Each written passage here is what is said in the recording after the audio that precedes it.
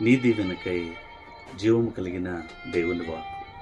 మత్తయి సువార్త 10వ అధ్యాయము 31వ వచనంలో, భయపడకుడి, మీరు అనేకమైన పిచ్చుకల కంటే శ్రేష్ఠులు అని దేవుని వాక్కు రాయబడి ఉన్నది. దేవుడు లోకంలో పశుపక్షాదులకు మనస్సు, హృదయం ఇవ్వలేదండి. ఎందుకంటే అవినీతి, వాటికి దైవత్వం ఎరుగని అల్ప ప్రాణులవి. అవి స్వయం పోషక జీవులు. సుఖదుఖాలు, పాపపుణ్యాలు, తన పరలోకం, నరకం, జ్ఞానం, అజ్ఞానం ఎరుగని అమాయకపు ప్రాణులు. పిచ్చుకలు వాటన్నిటిలో కల్లా మరీ అల్ప ప్రాణులు. ప్రభువు అవన్నీ కూడా కేవలం దేవుని నోటి మాటతో కలిగినవి.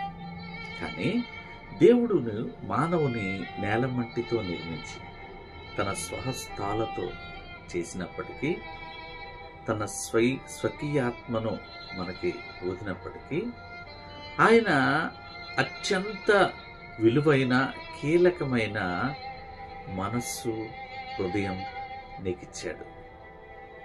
కనుక దానికి కారణం మనము దేవునికి ప్రథమ ఫలముగా ఉండుట కొరకు.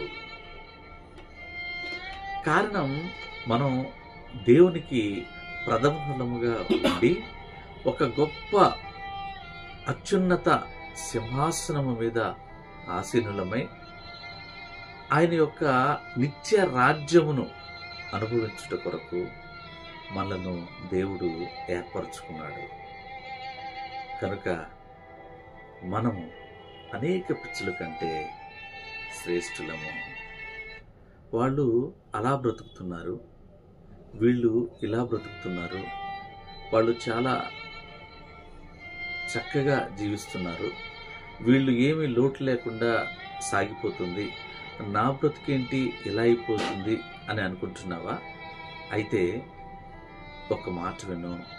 ఇదిగో, జీవము కలిగిన దేవుడు చిన్న చిన్న ఆకాశ పక్షుల్ని ఎలా పోషిస్తున్నాడు.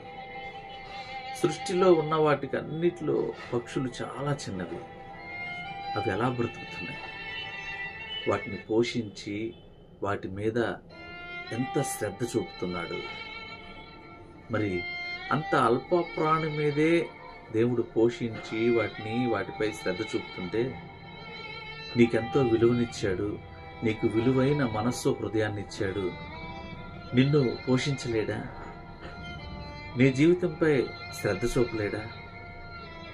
బాధపడుతున్నావా? నువ్వెన్నడూ దిగులు పడకూడదు, నువ్వెన్నడూ కలత చెందకూడదు. ఎందుకంటే ఆయన మనకు గొప్ప యోగ్యతనిచ్చాడు. నువ్వెన్నడూ కూడా బాధపడకూడదు. మనము భయపడకుండా మనం అనేకమైన పిచ్చుకల కంటే శ్రేష్ఠులము. God bless you. ఆమేన్.